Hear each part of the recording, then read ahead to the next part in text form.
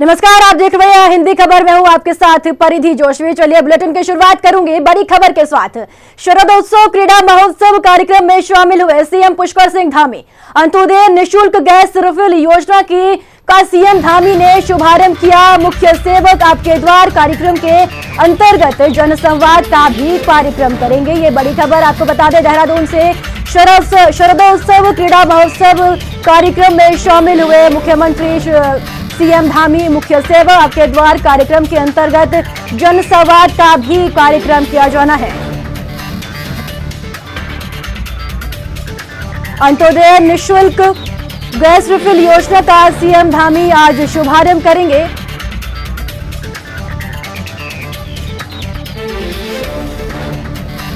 मातू महाराज की यमुना शरदोत्सव इस पौराणिक महत्व की धरती पर अभी आज के इस आयोजित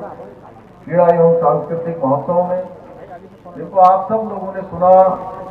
आप सबके अत्यंत ही प्रिय और जिन्होंने अपने राजनीतिक और सामाजिक जीवन की शुरुआत इस क्षेत्र से करी। और मैं सच बताऊं तो बचपन से मैं जब पढ़ता था तब मैंने आदरणीय मुन्ना सिंह चौहान जी को लखनऊ की विधानसभा में दहाड़ते हुए सुना था। तब से लेकर आज तक विभिन्न अवसर आए, मैं सारे अवसरों पर जब भी आपके साथ होता हूं। विधानसभा में भी जब मैं बोल रहा था एक दिन, उस दिन भी मैंने इस बात का उल्लेख किया था कि आपके अंदर जो एक वक्तृत्व शैली है, काम करने की शैली है, निश्चित रूप से चाहे आप कितने भी स्थानों पर चले जाए, लेकिन अपनी धरती से आपका जो जुड़ाव है, आपके बोलने में यहाँ से अभी आप सब लोगों ने देखा, आप लोगों ने सुना। ऐसे हमारे विकासनगर क्षेत्र के लोकप्रिय जनप्रिय विधायक आदरणीय मुन्ना सिंह चौहान जी, और मैं सच बताऊं तो पिछले वाले कार्यक्रम में भी मधु जी ने बुलाया था, उस कार्यक्रम में भी हम लोग पहुंचे थे। और आज के अवसर पर उन्हीं के आमंत्रण पर और भाई मठोर सिंह चौहान जी के आमंत्रण पर आप सबके बीच में आने का अवसर प्राप्त हुआ। आदरणीय मधु चौहान जी, आदरणीय मठोर सिंह जी, भीम सिंह चौहान जी, रितेश असवाल जी, सौराज सिंह चौहान जी, अर्जुन सिंह चौहान जी, दया राम चौहान जी, श्री चंद्र मोहन सिंह तोमर जी, रणवीर सिंह तोमर जी, वीरेंद्र सिंह चौहान जी, जवाहर सिंह चकित जी, अनिल चांदना जी, छावनी परिषद के उपाध्यक्ष रेशमा चौहान जी, हमारी ब्लॉक प्रमुख आदरणीय मठोर सिंह जी की श्रीमती, और मंचासीन हमारे आए हुए सभी अतिथिगण, सभी दूर दूर से पधारे आज के इस कार्यक्रम में मेरे सभी भाइयों बहनों, बड़े बुजुर्गों, नौजवान साथियों, उपस्थित हमारे खिलाड़ियों भाइयों, मैं आप सबका इस शानदार कार्यक्रम में आप सबका अभिनंदन करता हूं। उत्तराखंड कबड्डी एसोसिएशन द्वारा आयोजित यह विशाल खेलकूद प्रतियोगिता एवं सांस्कृतिक कार्यक्रम उत्तराखंड के युवा खिलाड़ियों और कलाकारों को अपनी प्रतिभा का प्रदर्शन करने के लिए एक शानदार मंच यहाँ पर प्रदान करता है। और मैं आप सबकी इस अपार संख्या को देखकर कह सकता हूं कि अब पहाड़ की जवानी और पहाड़ का पानी ये दोनों बेकार जाने वाले नहीं। आज जैसा मुन्ना सिंह जी ने कहा, मधु जी ने कहा कि बहुत से लोग मुझे कह रहे थे कि आज आपका विरोध होने वाला है, आप इस कार्यक्रम में मत आइए। भाइयों बहनों, कोई मैं पैराशूट से ऊपर से नहीं आया हूं। और जहां कबड्डी का खेल हो रहा हो, पिछले दिनों हरिद्वार में भी कबड्डी की एक राष्ट्रीय प्रतियोगिता हो रही थी, तो मैंने वहां स्वयं जाकर उनके बीच में जाकर खिलाड़ियों के बीच में कबड्डी खेली थी। अरे भैया, जहां हमारे इतने खिलाड़ी हों, वेद व्यास की धरती हो, पौराणिक स्थान हो, मां यमुना का ये शानदार तट हो, तो वहां कैसे ना आता। आप लोग मेरे भाई हैं, सखा है, और इस जौनसार भावर की धरती से ये मासू देवता की कृपा से सेवा का अवसर मुझे मिला है। और मैंने कहा भैया कितना भी विरोध हो, मुन्ना भाई साहब सशंकित हो रहे थे, कहीं ऐसा तो नहीं कि प्रशासन के लोग, शासन के लोग रात भर से मुझे कह रहे थे नहीं वहां बहुत विरोध होने वाला, मत जाइए। मैंने कहा मैं विरोध करने वालों से पूछूंगा कि अरे भाई विरोध किस बात का, क्या इस बात का विरोध है क्या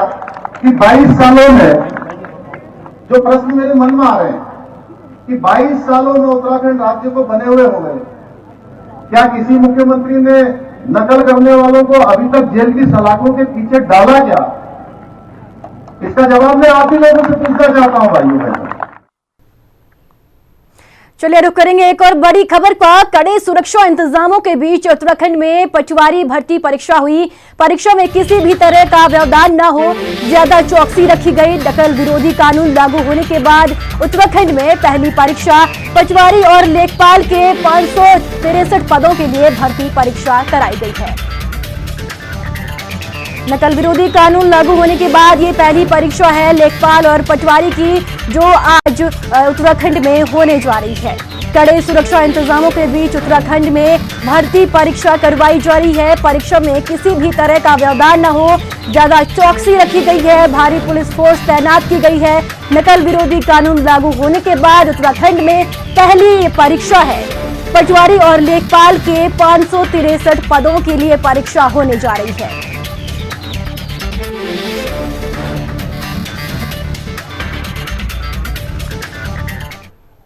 इसी खबर पर और ज्यादा जानकारी के लिए अशोक हमारे साथ जुड़ चुके हैं। अशोक, नकल विरोधी कानून लागू होने के बाद ये पहली भर्ती परीक्षा उत्तराखंड में होने जा रही है। कड़े सुरक्षा इंतजामों के बीच ये परीक्षा कराई जा रही है, क्या ज्यादा अपडेट है अशोक?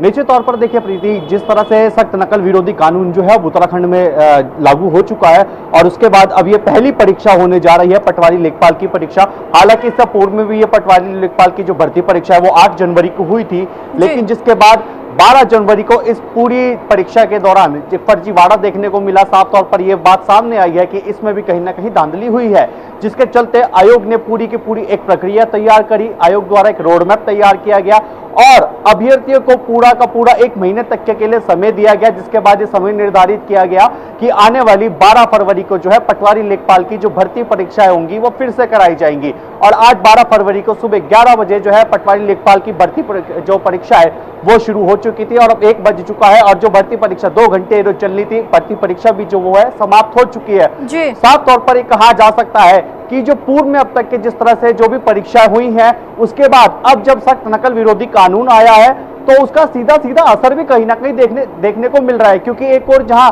पुलिस प्रशासन ने इस पूरी परीक्षा को लेकर के अपनी कमर कसी है, तो वहीं दूसरी ओर उत्तराखंड लोक सेवा आयोग ने भी कई तरह के बदलाव किए हैं। अगर उन बदलावों की देखिए यहाँ पर सबसे पहले बात करें तो सीधा सीधा जो पूर्व के जो पटवारी लेखपाल के दौरान जो प्रश्न पेपर बनाए गए थे, अब जो प्रश्न पेपर जो आज आया है वो उसमें बदलाव किया गया है। इसी के साथ साथ जितने भी अभ्यर्थी जो इस परीक्षा में 1.5 लाख से ज्यादा जो अभ्यर्थी है, 498 केंद्र जो बनाए गए हैं और 563 पदों पर जो है भर्ती परीक्षा हुई है, उसको लेकर के जो प्रश्न पेपर तैयार किए गए थे उसमें भी चेंज किया गया है। और इसी के साथ साथ अगर बात करें तो जितने भी अभ्यर्थी हैं उनकी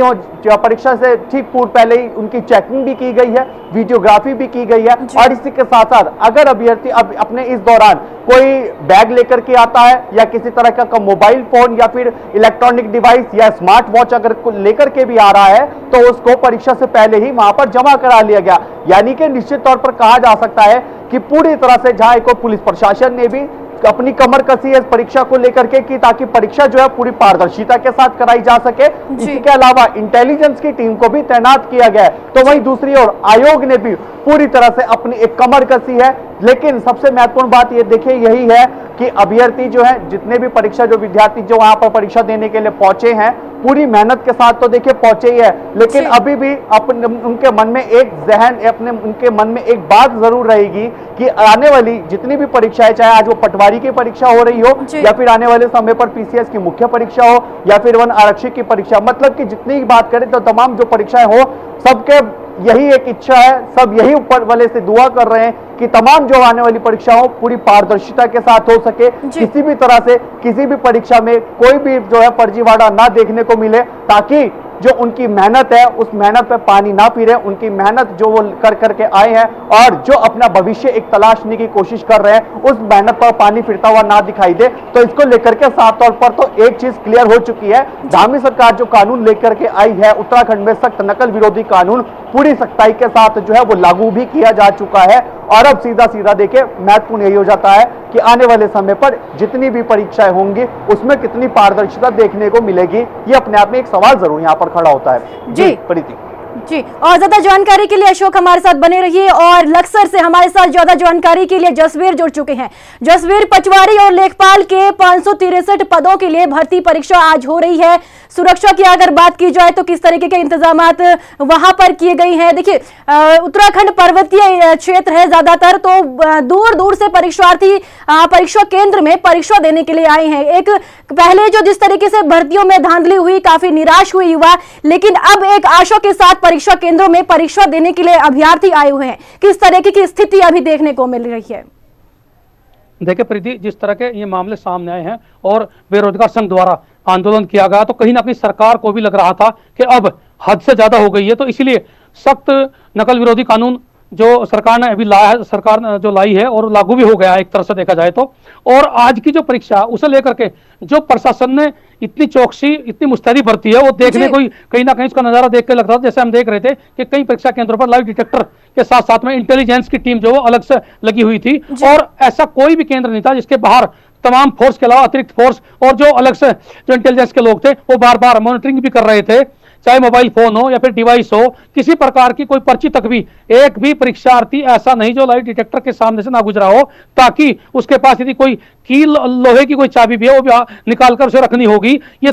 तमाम मुस्तैद यानी तमाम एक तरह से इंतजाम किए थे, जो कहीं ना कहीं इस पूरी तरह से नकल पर पूरी तरह शिकंजा कसने का जो एक बड़ा कार्यक्रम सरकार ने बना, प्रशासन उसे आगे अमल में ला रहा, तो कहीं ना कहीं ये देखने को मिलेगा कि इस बार की जो परीक्षा होगी उसे उम्मीद ये जताई जा रही है कि पूरी तरह से निष्पक्ष, पारदर्शिता और पूरी तरह नकल विरोधी यानी किसी तरह की कोई भी सेंध इस परीक्षा में न लग सके, ये पूरी ताकत के साथ में सरकार का ये पहला कदम देखने को मिला है। अब आने वाले दिनों में जिस तरह से ये कानून लागू हो गया है, उसे लेकर के कहीं ना कहीं एक भय भी व्याप्त होगा, चूंकि इससे जो सख्त बनाने के लिए पहले से जो मांग की जा रही थी, उसमें कहीं ना कहीं विशेषज्ञों की टीम द्वारा इसका परीक्षण कराने के बाद सरकार ने इसे लागू किया है, राज्यपाल ने मोहर लगा दी है, आज से लागू हो गया है, तो ये इसका फर्क जरूर पड़ेगा। पूरे के पूरे प्रदेश के बाहर भी ये चीजें जाएंगी, तो कहीं ना कहीं वो भी एक उदाहरण कम से कम मतलब एक मिसाल बनेगी कि भाई ये सख्त कानून लागू किया गया, तो कहीं ना कहीं एक डर पैदा होगा, जो नकल माफिया हैं उन पर नकेल कसी जाएगी। जी देखिए, नकल विरोधी कानून लागू होने के बाद प्रदेश में ये पहली भर्ती परीक्षा होने जा रही है। पिछले अगर बीते भर्तियों की बात की जाए तो कई धांधलियां हुई, काफी युवा निराश हुए, तो क्या अब युवाओं की क्या प्रतिक्रिया आ रही है? नकल विरोधी कानून के बाद अब पहली भर्ती परीक्षा हुई है। देखिए, युवाओं की अब तक तो जो प्रतिक्रिया थी वो आपने देखा होगा, दर्शक देख रहे थे, पिछले 3 दिन से लगातार जो बेरोजगार युवा है वो आंदोलन कर रहे थे। अकेले देहरादून की बात ना करें, हल्द्वानी हो या हरिद्वार हो, कई ऐसे बड़े जिलों में बड़े आंदोलन हुए हैं, लाठीचार्ज तक हुई है। तो प्रतिक्रिया यही थी कि सरकार को सख्त कानून बनाने के साथ साथ में ये जिम्मेदारी तय करनी होगी कि जो युवा पिछले कई साल से जो अपने भविष्य के सपने पाल रहा है, तैयारी कर रहा है, उसके सपनों पर, उसकी तैयारी पर 1 मिनट में पानी फिर जाता है जब पता चलता है कि पेपर लीक हो गया। और ये 1 नहीं 2 नहीं, कई बार ऐसी कोई परीक्षा अब तक नहीं गुजरी जिसमें इस तरह की शिकायतें ना हो। अब ये भी में जो स्कैम खुले हैं, जो पेपर लीक स्कैम सामने आए हैं, वो कहीं ना कहीं युवाओं को निराश करने वाली बात थी। तो अब इसके बाद कहीं ना कहीं इस चीज पर ब्रेक लगेगा, युवाओं का उत्साह बढ़ेगा और सरकार के प्रति भी एक उम्मीद जो उन्हें थी वो कहीं ना कहीं कायम नजर आएगी। उसमें जो युवाओं का जो पहले वाला जोश था फिर नजर आएगा। अभी थोड़ा सा निराशा है, लेकिन इस परीक्षा के बाद यानी ये संपन्न होने के बाद अब लगता है कि शायद कुछ ना कुछ नया सरकार के द्वारा किया गया उस पर विश्वास करने लायक है। शुक्रिया जसवीर तमाम जानकारी के लिए, और अशोक आप हमारे साथ ज्यादा जानकारी के लिए बने रहिए। चलिए रुक करेंगे एक बड़ी खबर का। देहरादून के शहीद स्थल पर बेरोजगार युवाओं का धरना प्रदर्शन तीसरे दिन भी जारी है। युवाओं ने की प्रेस कॉन्फ्रेंस, सरकार के सामने रखी 3 मांगे। युवाओं ने पेपर लीक मामले में सीबीआई जांच की उठाई मांग, प्रदर्शनकारियों की रिहाई को लेकर भी मांग उठाई है। ये बड़ी खबर आपको देहरादून से बता रही है। बेरोजगार युवाओं का तीसरे दिन भी धरना प्रदर्शन जारी है और सरकार से लगातार मांग कर रही है कि पेपर लीक मामले में सीबीआई जांच हो, लेकिन अभी तक इस पर कोई संज्ञान सरकार की तरफ से नहीं लिया गया है और शहीद स्थल पर बेरोजगार युवाओं का धरना तीसरे दिन भी जारी है। युवाओं ने प्रेस कॉन्फ्रेंस कर कहा कि सरकार के सामने 3 मांगे रखी गई है। युवाओं ने पेपर लीक मामले में सीबीआई की जांच की मांग उठाई है और साथ ही प्रदर्शनकारियों की रिहाई को लेकर भी मांग उठाई गई है।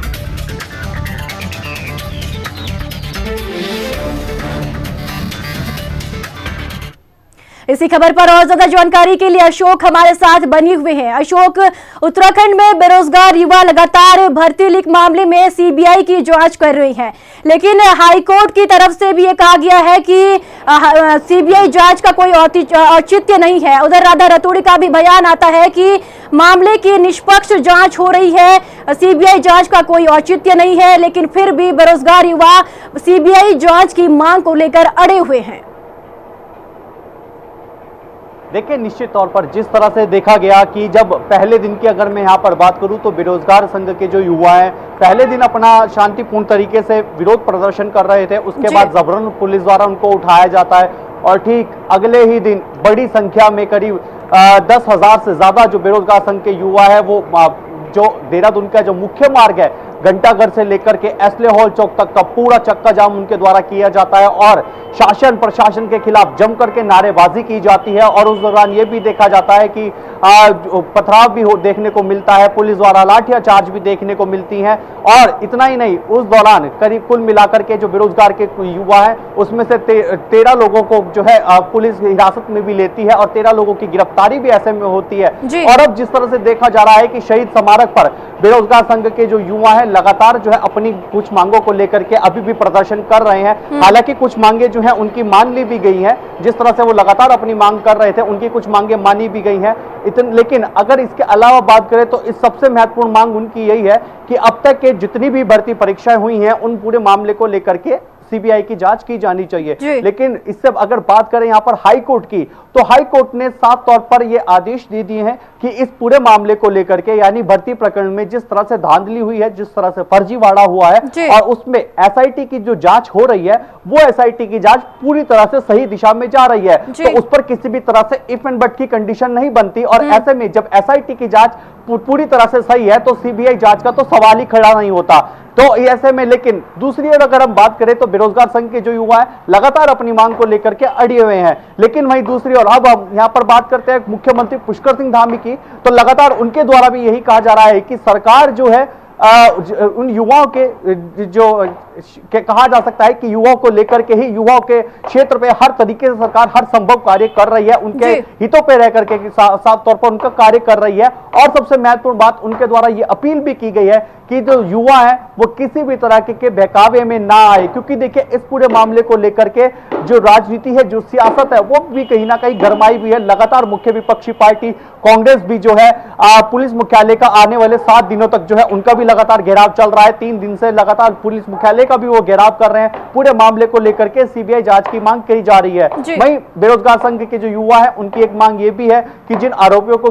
जिन युवाओं को गिरफ्तार किया गया है, कुल मिलाकर के 13 जो युवा है उनको जो गिरफ्तार किया गया है उनको भी जल्द से जल्द छोड़ा जाए। और उसको लेकर के भी ये मांग जानकारी के मुताबिक जो अब तक हमें मिली है, ये बात साफ हो चुकी है कि 12 फरवरी यानी कि आज के दिन आज शाम तक उनको भी रिहा कर दिया जाएगा। लेकिन मुख्य मांग की अगर यहां पर देखिए बात करते हैं प्रीति, तो मुख्य मांग यही है कि इस पूरे मामले को लेकर के जो बेरोजगार संघ एक तरफ मांग उठा रहा है सीबीआई जांच की मांग, तो वहीं दूसरी ओर काफी लंबे समय से खुद मुख्य विपक्षी पार्टी भी यानी कि कांग्रेस लगातार इस पूरे मामले को लेकर के सीबीआई जांच की मांग कर रहे हैं। लेकिन अभी तक की बात करें इस पूरे मामले पर सीबीआई जांच को लेकर के, तो वो कहीं से कहीं तक नजर इसलिए नहीं आती है क्योंकि हाईकोर्ट पहले यह बात कह चुका है कि एसआईटी की जांच पूरी तरह से सही दिशा में जा रही है, हर तरीके से कार्रवाई की जा रही है और जो भी आरोपी सम्मिलित पाया जा रहा है उसके खिलाफ कड़ी से कड़ी कार्रवाई भी की जा रही है। और अब तो यहां पर यह बात कही जा सकती है कि हंगामी सरकार जो है सख्त नकल विरोधी कानून भी लेकर के आ गई है और 12 फरवरी से पहले इसको लागू भी कर दिया गया है। यानी कि अब जो पटवारी जो लेखपाल की जो परीक्षा 8 जनवरी को हुई थी उसके तहत जो भी सम्मिलित पाया गया था उनके खिलाफ भी इसी कानून के तहत जो है कार्रवाई की जाएगी। तो निश्चित तौर पर साफ तौर पर तो देखा जाए